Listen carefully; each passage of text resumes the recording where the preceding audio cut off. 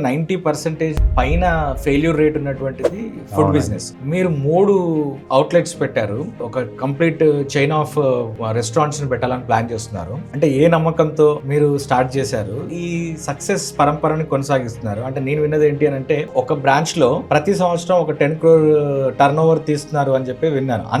అంత లెవెల్లో ఎలా మీరు చేయగలుగుతున్నారు అసలు? యాక్చువల్ గా మీరు అనుకునేటంత ఉండదు, ఎందుకంటే మాది టోకెన్ వాల్యూ చిన్నది అనమాట. ఈ ఇడ్లీ దోశ ఏమంటే 40 రూపీస్, కాఫీ 20, 30 ఈ ప్రైసింగ్ ఉంటది కాబట్టి క్రౌడ్ ఎక్కువ కనిపిస్తున్నా కానీ వాల్యూమ్ ఎక్కువ కనిపిస్తుంది, కానీ టోకెన్ వాల్యూ తక్కువ ఉంటుంది. సో జనం అనుకునేంత టర్న్ ఓవర్స్ అయితే ఇందులో ఉండవు.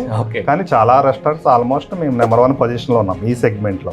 మెయిన్ నమ్మకం ఏంటంటే ఇదే మనం కొత్తగా చేస్తున్నాం అనే కాన్ఫిడెన్స్ ఉంది. సో ఫుడ్ కి ఎక్కడ మంచి ఫుడ్ కి రీజనల్ బ్యారియర్స్ ఏమి ఉండవు.